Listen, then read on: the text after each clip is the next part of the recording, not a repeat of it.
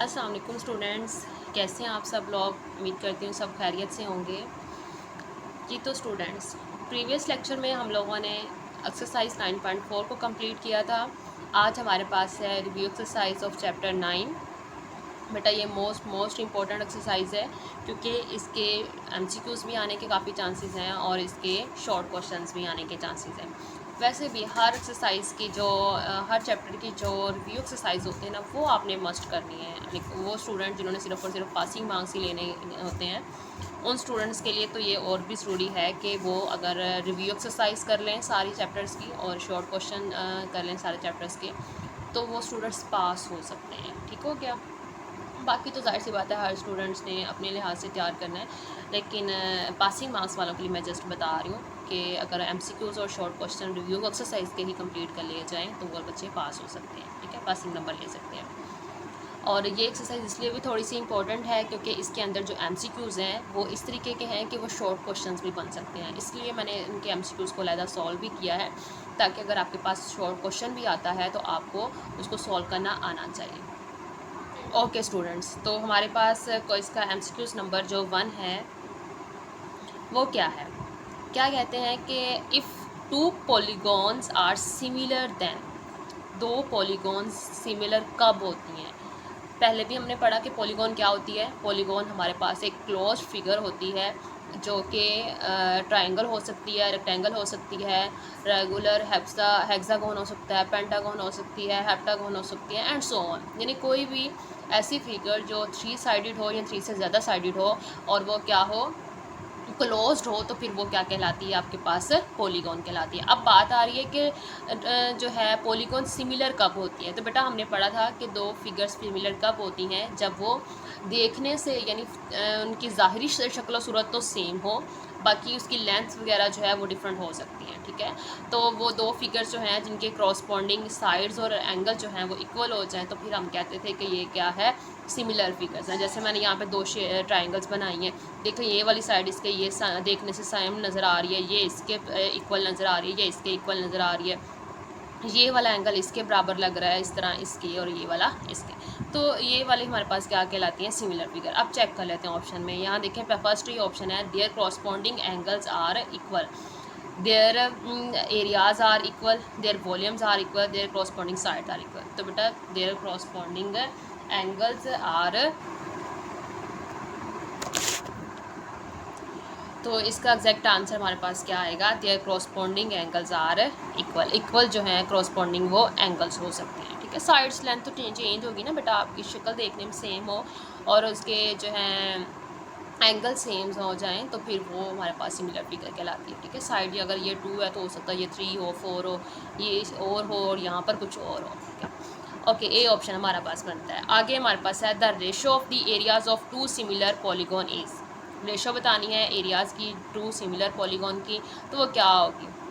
हमारे पास फॉर्मूला था, एरिया का फॉर्मूला क्या था रेशो का, A1/A2 L1/L2 और इसका स्केयर क्यों आया, क्योंकि आपको पता है कि एरिया में हमेशा लेंथ मल्टीप्लाई बाय लेंथ होता है, तो वो लेंथ से मल्टीप्लाई होकर स्केयर बनाता है। ठीक है, तो इस वजह से एरिया में हमेशा क्या आता है, स्केयर आता है, जबकि वॉल्यूम में हमेशा क्या आता है, क्यूब आता है, क्योंकि वॉल्यूम में लेंथ भी आती है, विड्थ भी आती है और उसकी हाइट भी आती है। तो वॉल्यूम में हमारे पास क्यूब आता है और एरिया में हमारे पास स्केयर आता है, तो ये बात आपने याद रखनी है। तो अब देखो कौन सा ऑप्शन हमारे पास बनता है, equal of the square of their ratio of the equal of the square of the ratio of their corresponding side. Area जो है वो किसके इक्वल होता है, इसकी क्रॉसपॉन्डिंग साइड्स की रेशो के स्केयर के इक्वल होता है। तो बेटा ये ऑप्शन बी पार्ट बन रहा है आपके पास। ठीक है, नेक्स्ट आपके पास क्या है, if the volume of two similar solid is 125 centimeter cube and 27 centimeter cube, the ratio of their corresponding heights is। आपको क्या कहा हुआ है, वॉल्यूम बताया है टू सिमिलर फिगर्स का। देखें ये आपका V1 है, ये आपका V2 है। वॉल्यूम है तो आप गौर करें कि यहाँ पे क्यूब आ रहा है क्योंकि इसमें लेंथ विड्थ और हाइट तीनों आती हैं। तो ये हमारे पास ये बन गया V1 और ये बन गया V2। The ratio of their corresponding Heights is, इनकी क्रॉसपॉन्डिंग हाइट्स की रेशो बतानी है, यानी आपने H1 एंड H2 की रेशो बतानी है।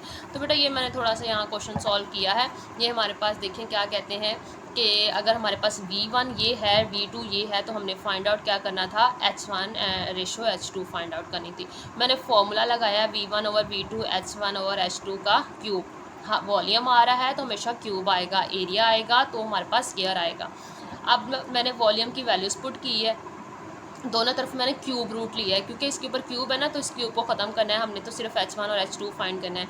दोनों तरफ क्यूब रूट लिया है तो ये क्यूब इससे ख़त्म हो गया है, और जो है 5 का क्यूब जो होता है वो हमारे पास 125 होता है, 3 का क्यूब जो होता है वो 27 होता है। तो मैंने 5 को क्यूब में लिख लिया, 3 को क्यूब में लिख दिया।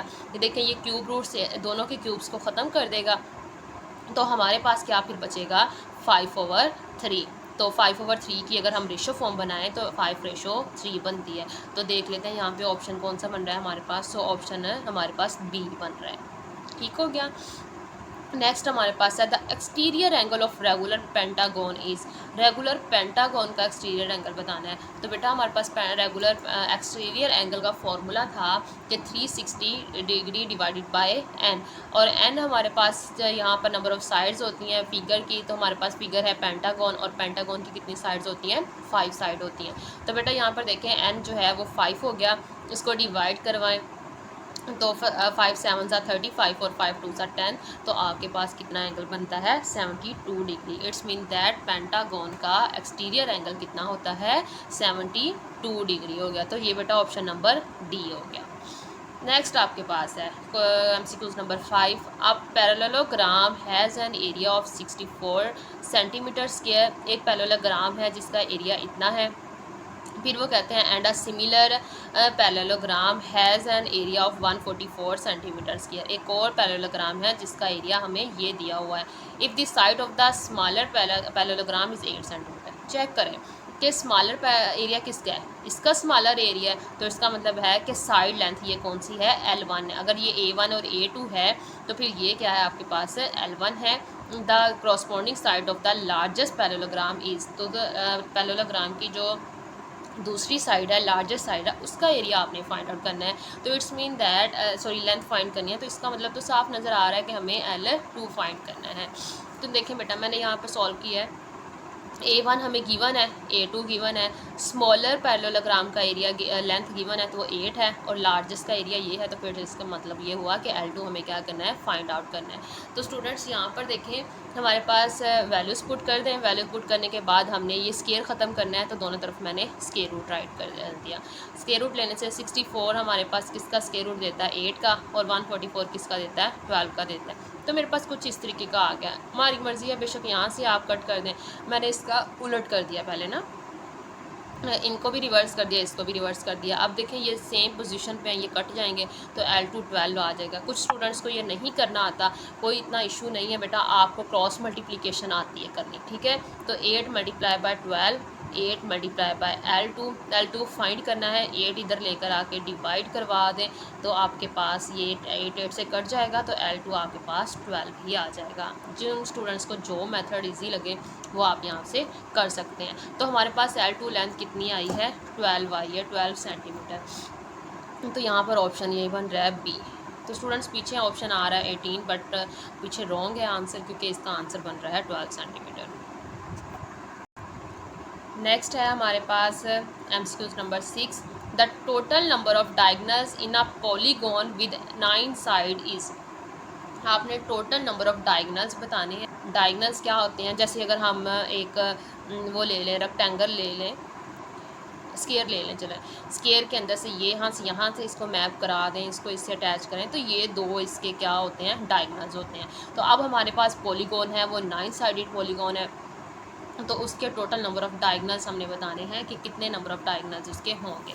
तो स्टूडेंट्स मैंने यहाँ पर इस क्वेश्चन को सॉल्व किया है। तो डायगोनल्स का ये फार्मूला है जो आप अपने पास लिख लें, और आपको याद होना चाहिए कि डायगोनल्स फाइंड करने का क्या फार्मूला होता है, n(n-3/2). अब क्वेश्चन में n साइडेड फिगर है, 9 साइडेड फिगर है, तो n की जगह 9 आ जाएगा। 9 में से 3 माइनस किया 6 आ गया, 2 3 आर 6, और 9 3 27। इट्स मीन दैट उसके नंबर ऑफ़ डायगोनल्स कितने बनेंगे, 27 बन जाएंगे। तो ये ऑप्शन नंबर डी बनता है इसका।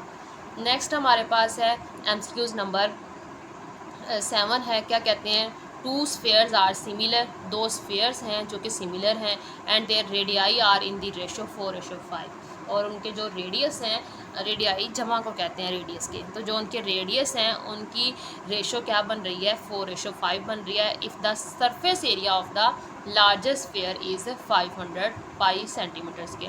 आपको उन्होंने कहा है कि बेसिक काम यह है कि सरफेस एरिया आपको बताया हुआ है और किसका बताया है, लार्जेस्ट का। तो बेटा यहाँ रेशो से चेक करें, देखिए 5 जो है वो लार्जेस्ट नंबर है।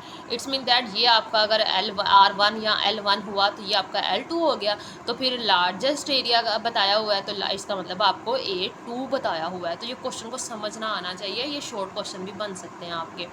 What is the surface area of the smaller sphere, smaller sphere का सरफेस एरिया बताना है, तो इट्स मीन दैट आपने A1 बताना है।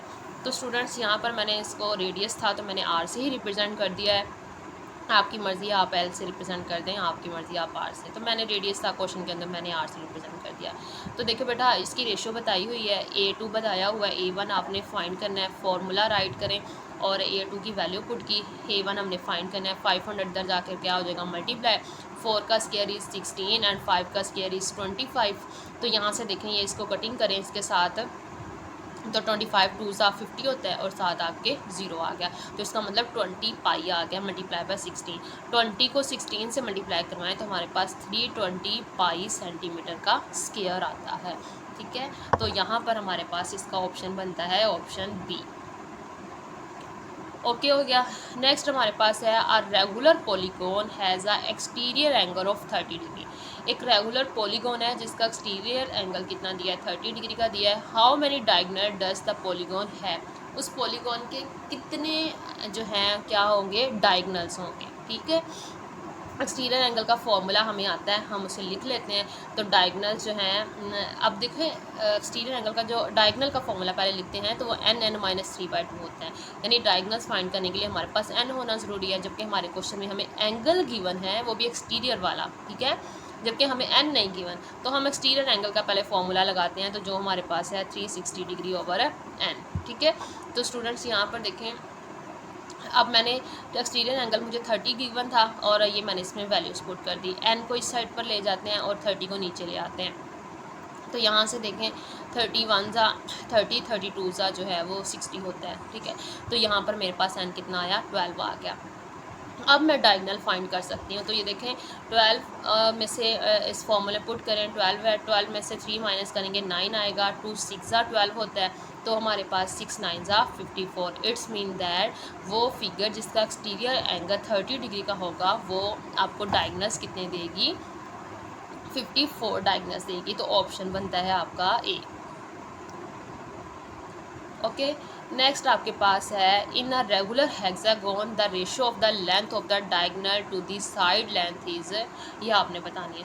तो बेटा ये ना ये इस तरीके से है कि आपने रेगुलर जो हेक्सागोन है उसकी साइड लेंथ ऑफ जैसे अगर हेक्सागोन 6 साइडेड फिगर है ऐसी होती है ना, इसका अगर हम डायगोनल लें, लेट मैंने ये डायगोनल लिया, उसने कहा है कि इसकी साइड लेंथ और डायगोनल की लेंथ की ना आपस में क्या रेशो होगी। तो बेटा इसका जो डायगोनल होता है ना वो डबल होता है इसकी साइड लेंथ से, तो इस लिहाज से आपकी रेशो बनती है 2:1, 2:1। आपने ये ना याद रखना है थोड़ा सा कि किस तरीके से है कि डायगोनल जो है वो डबल होता है और साइड लेंथ सिंगल होती है, तो फिर इस वजह से इसकी रेशो कितनी बनती है, 2:1 बनती है। ओके, तो हमारा लास्ट MCQs रह गया जो कि हमारे पास कह रहे हैं 10 में कि a regular polygon has an interior angle of 165 degree. How many side does it have, एक रेगुलर जो है पॉलीगॉन है उसका इंटीरियर एंगल जो है वो 165 डिग्री का है और उसकी how many sides of its है, तो उसकी कितनी साइड्स होंगी। तो मैंने ये यहाँ पर देखे सॉल्व किया है, इंटीरियर एंगल कितना है 165 का है, साइड आपने बतानी है, तो इसका फॉर्मूला लगाते हैं। इंटीरियर का डिफरेंट फॉर्मूला होता है, पीछे हमने क्वेश्चंस में भी किया था। तो इंटीरियर का फॉर्मूला क्या होता है कि n-2 multiply by 180 divided by n हो गया। ठीक है, तो इसकी साइड बताई, खुद इंटीरियर एंगल बताया कि 165 डिग्री है, तो यहाँ से देखें n डिवाइड हो रहा है, दूसरी साइड पर जाके क्या हो जाएगा, मल्टीप्लाई हो जाएगा। तो थोड़ी इस 180 को n से मल्टीप्लाई करा दें, 180 को 2 से मल्टीप्लाई कराएं, तो इस तरीके से हमारे पास आ जाएगा। ठीक है। अब देखें मैंने ना n उठाकर जो है ये हमारे पास ये हो गया, n में से n माइनस किया तो हमारे पास कितना आ गया, 180 में से 165 माइनस किया तो हमारे पास कितना आ गया 15, बल्कि यहाँ पे थे सॉरी, ये देखें यहाँ से 360 उठा के मैं इधर ले आई ताकि वो पॉजिटिव हो जाएगा, ये छोटी वैल्यू इसको उठा के इधर ले आई वो नेगेटिव हो गई। बाकी आपकी मर्ज़ी है, बेशक आप इसको उठा के उधर ले जाएँ, आंसर दोनों माइनस में आएंगे, फिर उसको कैंसिलेशन कर देगा। ये सिंप्लीफिकेशन होती है, ये हम अपनी मर्ज़ी से कर सकते हैं। अब देखें 180 में से 165 माइनस किया 15n आ गया। अब 15 को नीचे ला कर डिवाइड कर दें तो 15 24 सा आपके पास 360 होगा। तो इट्स मीन दैट आपके पास n कितना आ गया है 24 आया है। तो यहाँ पर देखिए हमारे पास ऑप्शन क्या बनता है 24 ऑप्शन है हमारे पास, डी ऑप्शन बनता है। ठीक है। ओके स्टूडेंट्स, आज हमने सॉल्व किए हैं एक्सरसाइज 9 रिव्यू एक्सरसाइज 9 के MCQs। इंशाल्लाह नेक्स्ट लेक्चर में हम इनके क्वेश्चंस करेंगे। तब तक के लिए अल्लाह हाफिज़।